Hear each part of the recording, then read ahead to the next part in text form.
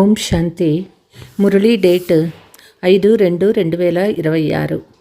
మధురమైన పిల్లలారా, మిమ్మల్ని రావణరాజ్యం నుండి ముక్తులుగా చేసి సద్గతి ఇచ్చేందుకు, నరకవాసులను స్వర్గవాసులుగా తయారు చేసేందుకే తండ్రి వచ్చారు. ప్రశ్న: భారత్వాసీ పిల్లలు, మీకు తండ్రి ఏ స్మృతి కలిగించారు? జవాబు: ఓ భారత్వాసీ పిల్లలారా, మీరు స్వర్గవాసులుగా ఉండేవారు. 5000 సంవత్సరాల క్రితం భారతదేశం స్వర్గంగా ఉండేది. బంగారు వజ్రాల మేడలు ఉండేవి. మీరు విశ్వమంతటికి రాజులుగా ఉండేవారు. భూమి, ఆకాశము అన్నీ మీవిగా ఉండేవి. భారతదేశము శ్రీబాబా స్థాపించిన శివాలయంగా ఉండేది. అక్కడ పవిత్రత ఉండేది. ఇప్పుడు మళ్ళీ అటువంటి భారతదేశం తయారవ్వనున్నదని పిల్లలు మనకి తండ్రి స్మృతి కలిగిస్తూ ఉన్నారు. పాట: నయన్ హిన్కో దారి దిఖావో ప్రభు. ఓం శాంతి. మధురమైన ఆత్మీక పిల్లలు, ఈ పాట విన్నారు. ఇలా ఎవరు అనేది? ఆత్మీక తండ్రి అన్నారు. ఆత్మీక తండ్రిని ఆత్మీక పిల్లలు ఓ బాబా అని అంటూ ఉన్నారు. వారిని ఈశ్వరుడని కూడా అంటారు, తండ్రి అని కూడా అంటారు. ఎటువంటి పిత? పరంపిత. ఎందుకంటే ఇద్దరు తండ్రులు ఉన్నారు. ఒకరు లౌకిక తండ్రి, ఇంకొకరు పారలౌకిక తండ్రి. లౌకిక తండ్రి పిల్లలు పారలౌకిక తండ్రిని ఓ తండ్రి అని పిలుస్తూ ఉన్నారు. అయితే మరి బాబా పేరే ఏమిటి? శివ. వారు నిరాకారులుగా పూజింపబడతారు. వారిని సుప్రీం ఫాదర్ అని కూడా అంటారు. లౌకిక తండ్రిని సుప్రీం అని అనరు. ఉన్నతోన్నతమైన సర్వ ఆత్మల తండ్రి ఒక్కరు మాత్రమే. జీవాత్మలందరూ ఆ తండ్రినే స్మృతి చేస్తారు. మన తండ్రి ఎవరో అని కూడా ఆత్మలందరూ మర్చిపోయారు. ఓ గాడ్ ఫాదర్ అని పిలుస్తారు. నయనహీనులైన మాకు కళ్ళు ఇస్తే మా తండ్రిని తెలుసుకోగలము, గుర్తించగలము అని అంటారు.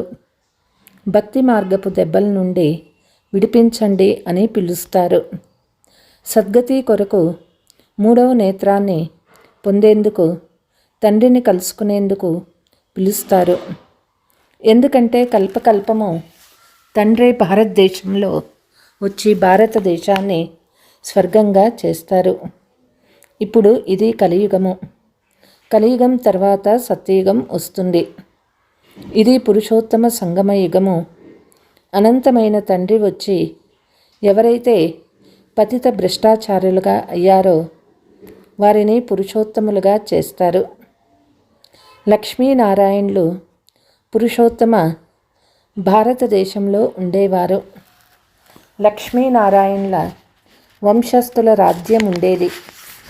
నేటి నుండి 5000 సంవత్సరాల క్రితం సత్యయుగంలో లక్ష్మీనారాయణ రాజ్యం ఉండేది.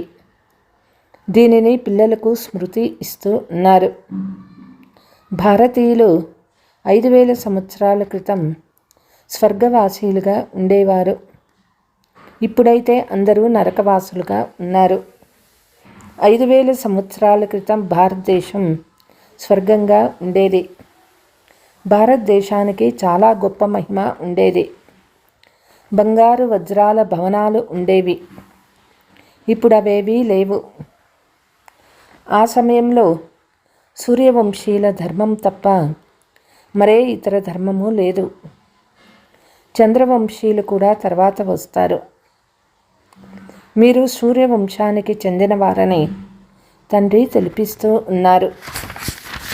ఇప్పటి వరకు లక్ష్మీనారాయణ మందిరాలను నిర్మిస్తూనే ఉన్నారు. కానీ లక్ష్మీనారాయణ రాజ్యము ఎప్పుడు ఉండేదో, వారు ఆ రాజ్యాన్ని ఎలా పొందారో ఎవరికీ తెలియదు. పూజిస్తారు కానీ వారిని గురించి తెలియదు. కాబట్టి ఇది అంధవిశ్వాసం కదా. శివుణ్ణి పూజిస్తారు, లక్ష్మీనారాయణను పూజిస్తారు, కానీ వారి జీవిత చరిత్ర కూడా తెలియదు. మేము పతితమయ్యాము, పతితులైన మమ్మల్ని పావనంగా చేసే బాబా, మీరు రండి, వచ్చి దుఃఖం నుండి, రావణ రాజ్యం నుండి విడిపించి స్వతంత్రులుగా చేయండి అని ఇప్పుడు భారతీయులు స్వయంగా అంటూ ఉన్నారు. తండ్రి వచ్చి అందరినీ విముక్తులుగా చేస్తారు. సత్యయుగంలో ఒకే రాజ్యం ఉండేదని పిల్లలకి తెలుసు. బాపూజీ కూడా మాకు మరలా రామరాజ్యం కావాలని అనేవారు. పతితమైపోయిన గృహస్థ ధర్మము మళ్ళీ పావనంగా అవ్వాలి. మనం స్వర్గవాసులుగా అవ్వాలని కోరుకుంటున్నాము. ఇప్పుడు నరకవాసుల స్థితి ఎలా ఉందో చూస్తూ ఉన్నారు కదా. దీనిని నరకమని, రాక్షస ప్రపంచమని అంటారు. ఇదే భారతదేశం దైవీ ప్రపంచంగా ఉండేది. తండ్రి కూర్చొని అర్థం చేయిస్తూ ఉన్నారు. మీరు 84 జన్మలు తీసుకున్నారు, 84 లక్షలు కాదు. తండ్రి తెలుపుతూ ఉన్నారు. అసలు మీరు శాంతిధామంలో నివసించేవారు. మీరు ఇక్కడికి పాత్ర చేసేందుకు వస్తారు. 84 జన్మల పాత్ర చేశారు. పునర్జన్మ అయితే తప్పకుండా తీసుకోవలసి వస్తుంది కదా. 84 పునర్జన్మలు ఉంటాయి. పిల్లలు మీకు అనంతమైన వారసత్వం ఇచ్చేందుకు అనంతమైన తండ్రి వచ్చారు. తండ్రి మీతో మాట్లాడుతూ ఉన్నారు. ఇతర సత్సంగాలలో మనుషులకు భక్తి మార్గపు మాటలు వినిపిస్తారు. అర్ధకల్పం భారతదేశం స్వర్గంగా ఉండేది. అప్పుడు పతితులు ఒక్కరు కూడా లేరు. ఇప్పుడేమో ఒక్కరు కూడా పావనంగా లేరు. ఇది అయిందే పతిత ప్రపంచము. గీతలో కృష్ణ భగవాను వాచ అని వ్రాశారు. అతను గీతను వినిపించనే లేదు.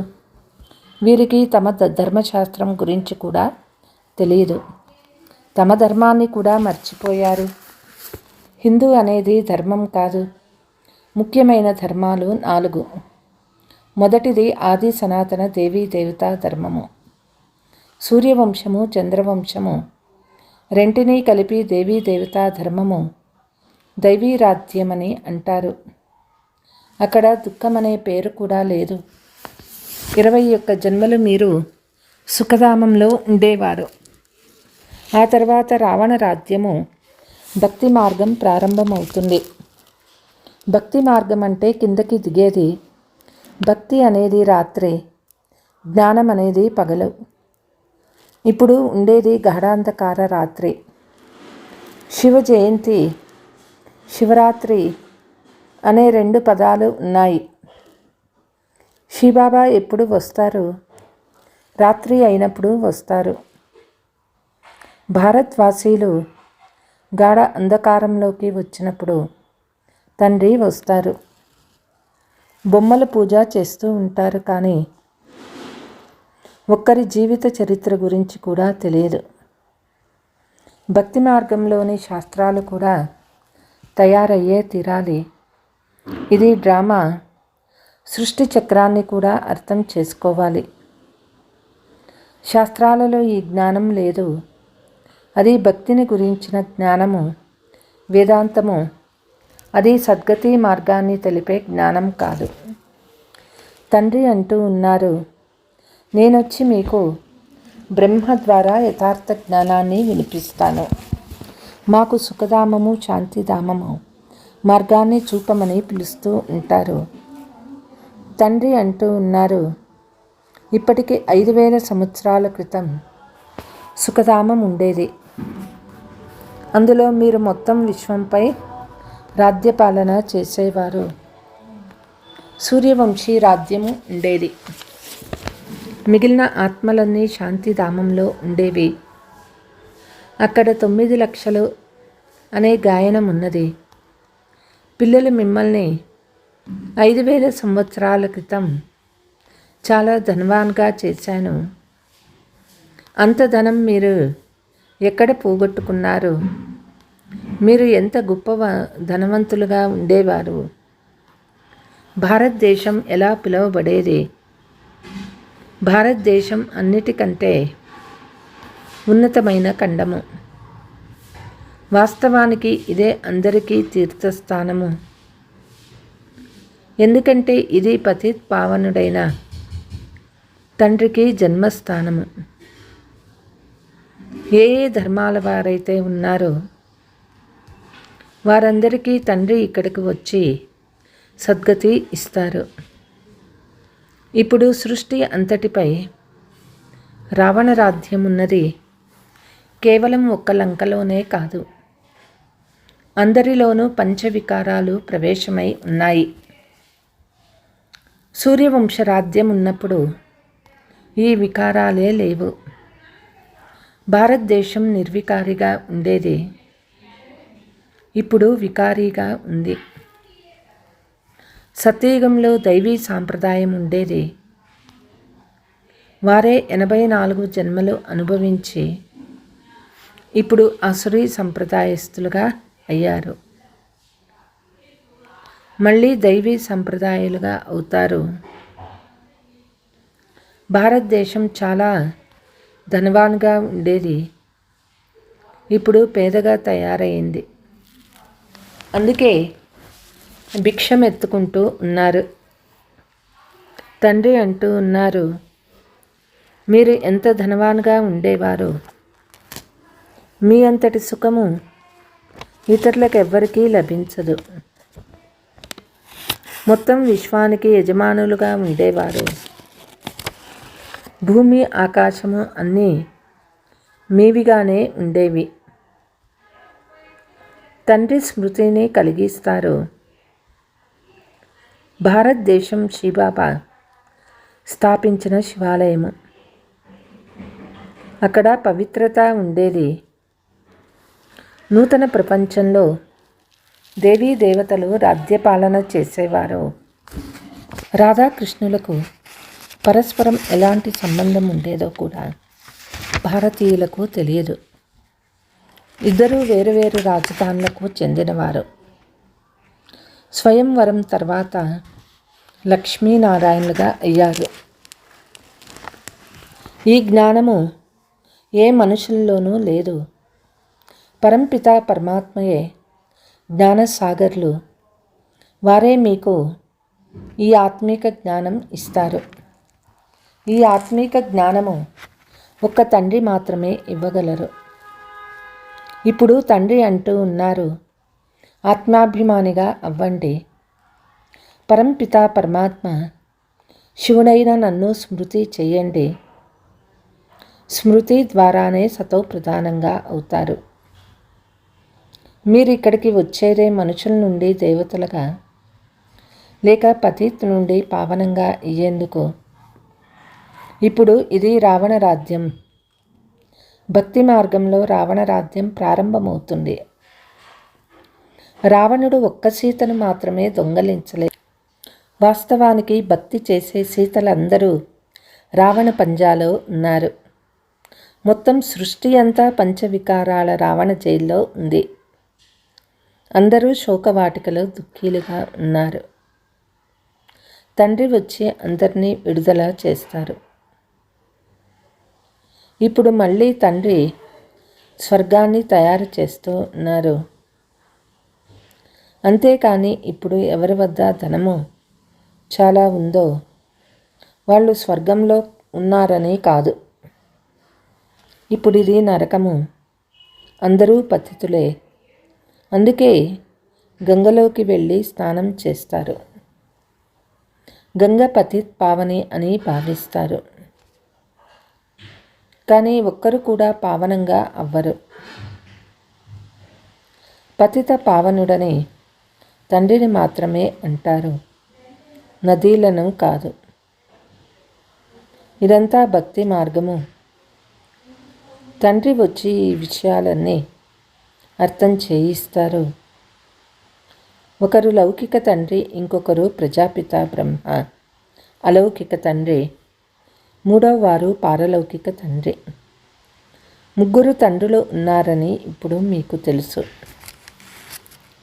శివబాబా ప్రజాపిత బ్రహ్మ ద్వారా బ్రాహ్మణ ధర్మాన్ని స్థాపన చేస్తారు. బ్రాహ్మణులను దేవతలుగా తయారు చేసేందుకే రాజయోగాన్ని నేర్పిస్తూ ఉన్నారు. ఒక్కసారి మాత్రమే తండ్రి వచ్చి ఆత్మలకు రాజయోగం నేర్పిస్తారు. ఆత్మలు పునర్జన్మలు తీసుకుంటాయి. ఆత్మ ఒక శరీరాన్ని వదిలి రెండవది తీసుకుంటానని అంటుంది. బాబా చెప్తారు, స్వయాన్ని ఆత్మగా భావించే తండ్రి నన్ను స్మృతి చేస్తే మీరు పావనంగా అవుతారు. ఏ దేహదారిని స్మృతి చేయకండి. ఇది మృత్యులోకము సమాప్తమయ్యే సమయము. అమర్లోకము స్థాపన అవుతూ ఉంది. మిగిలిన ధర్మాలన్నీ సమాప్తమైపోతాయి. సత్యయుగంలో ఒకే ఒక దేవతా ధర్మం ఉండేది. త్రేతాయుగంలో చంద్రవంశీ సీతారాములు ఉండేవారు. పిల్లలు మీకు మొత్తం చక్రమంతటి స్మృతి ఇప్పిస్తారు. శాంతిధామము సుఖధామాలను తండ్రే స్థాపన చేస్తారు. మనుషులకు సద్గతి ఇవ్వలేరు. వారంతా భక్తి మార్గంలోనే గురువులు. భక్తి మార్గంలో మనుషులు అనేక విధాలైన చిత్రాలను తయారు చేసి పూజించి నీటిలో వేసి మునిగిపో అని అంటారు. చాలా పూజలు చేస్తారు, తినిపిస్తారు, తాపిస్తారు. కానీ తినేవారు బ్రాహ్మణులే. దీనిని బొమ్మల పూజ అని అంటారు. ఎంత మూఢ విశ్వాసమో! ఇప్పుడు అటువంటి వారికి ఎవరు అర్థం చేయించాలి? अच्छा मीठे मीठे सिकीलते बच्चों प्रति माता पिता बाप दादा का याद प्यार और गुड मॉर्निंग. रूहानी बाप की रूहानी बच्चों को नमस्ते. रूहानी बच्चों की रूहानी माता पिता बाप दादा को याद प्यार गुड मॉर्निंग नमस्ते. ధారణ: ముళ్ళ నుండి పువ్వులుగా తయారయ్యే పూల తోటను స్థాపన చేసే సేవ చేయాలి. ఎలాంటి చెడు కర్మలు చేయరాదు. తండ్రి నుండి విన్న ఆత్మిక జ్ఞానాన్ని అందరికీ వినిపించాలి. ఆత్మాభిమానిగా అయ్యే శ్రమ చేయాలి. ఒక్క తండ్రిని మాత్రమే స్మృతి చెయ్యాలి. ఏ దేహదారిని స్మృతి చెయ్యరాదు. వరదానము: నిందాస్తుతి జయాపరాజయంలో సమాన స్థితిని ఉంచుకునే బాప్ సమాన్ సంపన్నము మరియు సంపూర్ణ భవ. ఆత్మ యొక్క సంపూర్ణ మరియు సంపన్న స్థితి తయారైనప్పుడు నిందాస్తుతి జయ అపర్జయ సుఖ దుఃఖాలు అన్నిటిలో సమానత ఉంటుంది. దుఃఖములో కూడా ముఖంపై మస్తకపై దుఃఖము యొక్క అలకు బదులు సుఖము లేక హర్షము యొక్క అలా కనిపించాలి. నింద వింటూ ఉన్నా ఇది నింద కాదు, సంపూర్ణ స్థితి పరిపక్వం చేసేందుకు ఇది మహిమాయోగ్యమైన శబ్దము అని అనుభవం అవ్వాలి. ఇటువంటి సమానత ఉండాలి. అప్పుడే బాప్ సమాన్ అని అంటారు. వృత్తిలో కొద్దిగా కూడా ఈ వ్యక్తి శత్రువు, నిందించేవాడు అని రాకూడదు. ఈ వ్యక్తి మహిమ చేసేవాడు అనే భావం రావాలి. స్లోగన్: నిరంతరము యోగ అభ్యాసం పైన గమనమిస్తే ఫస్ట్ డివిజన్లో నెంబర్ లభిస్తుంది. అవ్యక్త సూచన: బ్రాహ్మణ పరివారం యొక్క విశేషత అనేక మంది ఉంటున్నా ఒక్కటిగానే ఉంటారు. మీ సేవా కేంద్రాలన్నిటి వైబ్రేషన్స్ ఎలా ఉండాలంటే వీరు అనేక మంది కాదు, ఒక్కరే. అందరికీ అనుభవం అవ్వాలి. మీ ఏకత యొక్క వైబ్రేషన్లు మొత్తం విశ్వంలో ఒకే ధర్మము, ఒకే రాజ్యాన్ని స్థాపన చేస్తాయి. అచ్చా. ఓం శాంతి.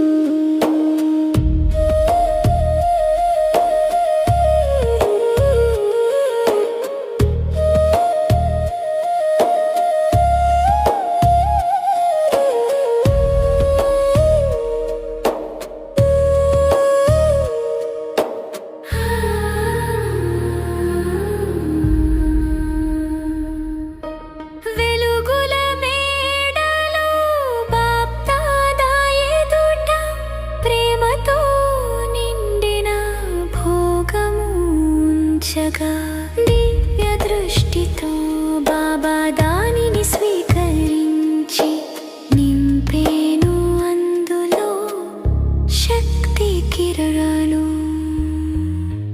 బాబాని చేరి భోగం అర్పించి దేవాలి మనము వతన సందేశం.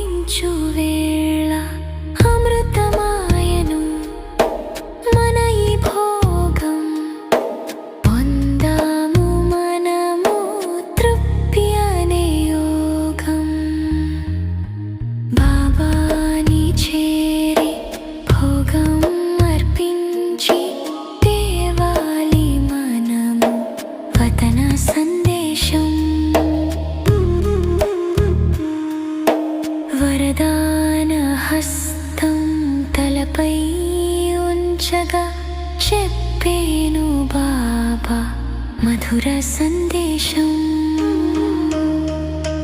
పిల్లలు మీరే మా కంటి జ్యోతులు, విశ్వానికి మీరే శాంతి దూతలు. ఈ ఆశీస్సులే మనకు శ్రీరామ రక్ష చేయాలి మనము విశ్వ పరివర్తన దీక్ష. బాబాని చేరి భోగం అర్పించి దేవాలి మనము వతన సందేశం. బాబాని చేరి భోగం అర్పించి దేవాలి మనము వతన సందేశం. రెక్కలు విప్పి హరిస్తాలయ్యగిరి చేరాలి మనము ఆ సూక్ష్మలోకం. బాబాని చేరి భోగం అర్పించి దేవాలి మనము వతన సందేశం.